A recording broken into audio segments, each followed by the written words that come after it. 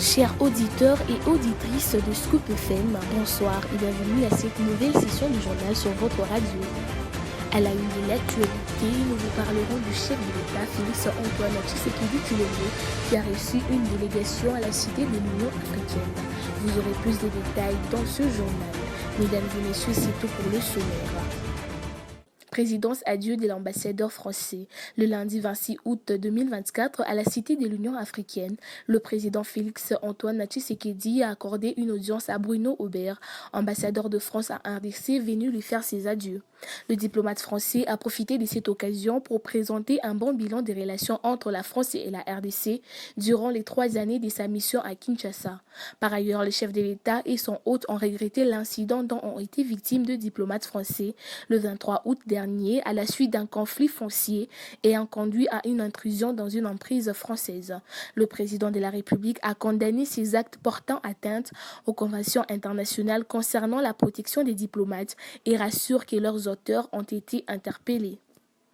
La journée du lundi 26 août dans la ville de Kolwezi, chef-lieu de la province du Lualaba, était marquée par des tensions entre les créateurs artisanaux et les agents de force de l'ordre qui s'opposent à leurs activités effectuées au quartier Louilou dans la commune de Saint-Dilala. Les détails avec Cléophas Bonza. Des accrochages ont secoué la ville de Kolwezi, opposant les agents de sécurité armés à une frange des mineurs à la suite de la décision des autorités d'évacuer les exploitants miniers artisanaux de la zone des Roulco. Une décision mal digérée par les mineurs. Les bilans de ces violences varient selon plusieurs sources contactées par les confrères d'actualité.cd. Le cadre des concertations de la société civile de la province minière de Lualaba ont avoué que des manifestants en colère ont vandalisé les postes locaux de la police avant de s'attaquer aux vendeurs du quartier Louilou. Débordés, les éléments de la police ont été renforcés par les militaires de l'unité de la garde républicaine qui ont tiré dans tous les sens des coups de feu pour établir de l'ordre, explique Shadrach Moukad,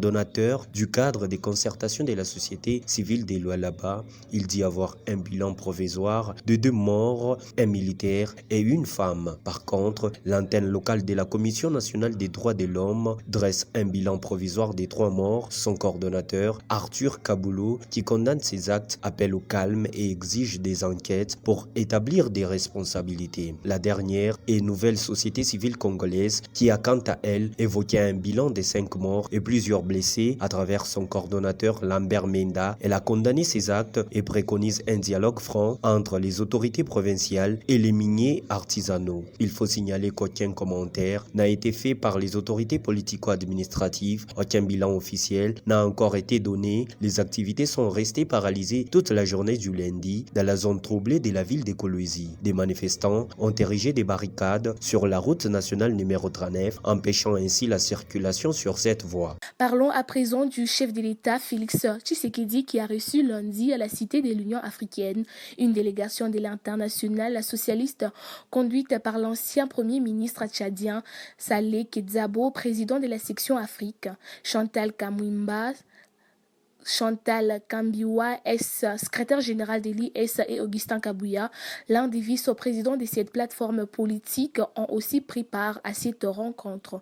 Suivez. Créée en 1951, l'Internationale socialiste est une organisation qui rassemble 132 partis socialistes ou sociaux-démocrates. L'UDPS, l'Union pour la démocratie et le progrès social, parti au pouvoir, est membre de cette plateforme internationale et occupe, à travers son secrétariat général, le poste de vice-présidence. L'ancien premier ministre tchadien, Saleh Kedzabo, président du comité Afrique, qu'accompagnait la secrétaire générale, Madame Chantal Kambiwa, est porteur d'un message de la haute hiérarchie de l'Internationale socialiste au chef de l'État Félix Antoine Tshisekedi Tshilombo.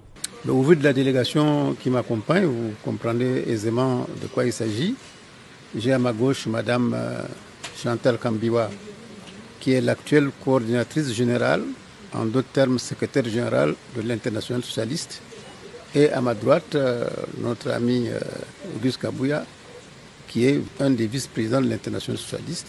Et donc, il se joint à la délégation pour porter ce message que nous avions de la part du président de l'Internationale socialiste, qui est l'actuel Premier ministre d'Espagne, qui nous a chargé de venir saluer le président Tshisekedi, lui présenter ses félicitations, parce qu'on n'a pas eu le temps on n'a pas eu l'opportunité, on n'a pas pu s'organiser pour venir à l'investiture du président. Mais il n'est jamais trop tard pour le faire. Nous sommes venus lui présenter les félicitations de l'Internationale socialiste et le soutien de notre mouvement, dont vous savez que l'UDPS fait partie depuis des dizaines d'années. C'est un des partis membres influents de l'Internationale socialiste.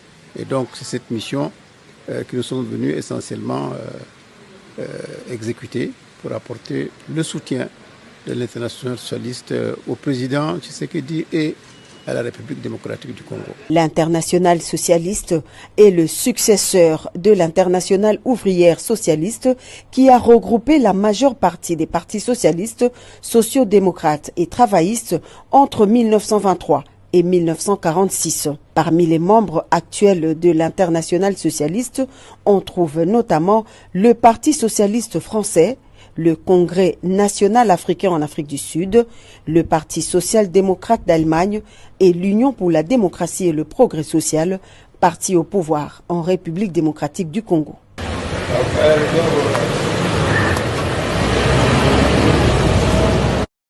Le président de la République démocratique du Congo, Félix Antoine, est attendu dans le prochain jour à Pékin, en Chine, pour participer au 9e forum sur la coopération Chine-Afrique.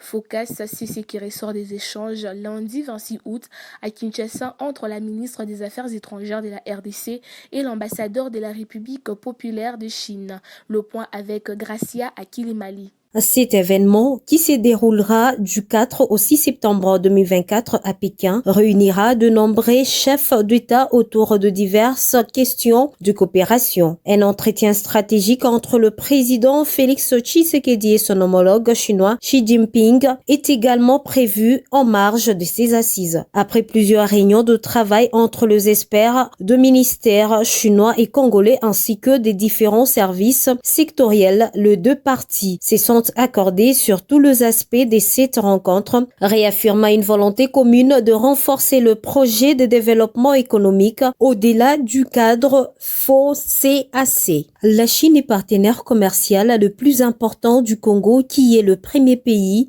destinataire des investissements chinois en Afrique. Les échanges commerciaux entre les deux pays sont 1000 fois plus élevés qu'en 2000, date de la première édition du forum Chine-Afrique, a déclaré le diplomate chinois Zhao Bin après la rencontre. Il faut noter que le pays de Lumumba et la Chine entretiennent de bonnes relations à l'image du contrat sino-congolaise appelé communément SICOMINE qui profite aux deux pays. Enfin, pour finir, parlons du dossier du diplomate français menacé vendredi dans la capitale Kinshasa.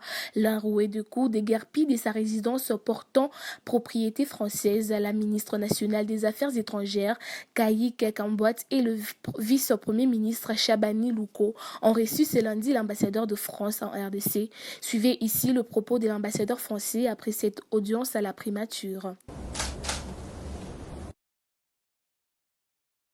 La rencontre de ce matin avait un objet un peu spécial. Il était consécutif à l'incident qui a eu lieu sur une des enquêtes diplomatiques et qui a fait l'objet d'une tentative d'intrusion, d'une opération d'intimidation qui impliquait des agents de l'État. Donc nous avons eu un entretien très confiant, très fructueux, très constructif avec la ministre d'État, en présence d'ailleurs du vice-premier ministre de l'Intérieur. La ministre d'État a présenté une excuse de l'État congolais pour cet événement regrettable qui, comme elle l'a souligné elle-même, est en violation flagrante des conventions de Vienne, également en violation des bons usages de courtoisie et d'amitié qui lient nos deux pays, la République démocratique du Congo et la République française. Donc nous avons évoqué ensemble cette situation et les mesures qui vont être prises et qui ont déjà été prises pour certaines d'entre elles par les autorités congolaises pour que ce genre d'événement ne se reproduise plus. C'était un entretien très positif, et un entretien tout à fait en ligne avec la qualité des relations qui lient nos deux pays, encore plus depuis ces dernières années, puisque nous avons eu la visite du président Macron ici, la visite du président Tshisekedi à Paris en moins de 2 ans. Donc nous travaillons sur des chantiers de coopération importants. Et il n'est pas admissible qu'un incident de cette nature vienne entacher ou troubler nos bonnes relations de travail et d'amitié. Et c'est par cette note qui s'achève ce journal qui vous a été proposé par l'ensemble de la rédaction des Scoop FM.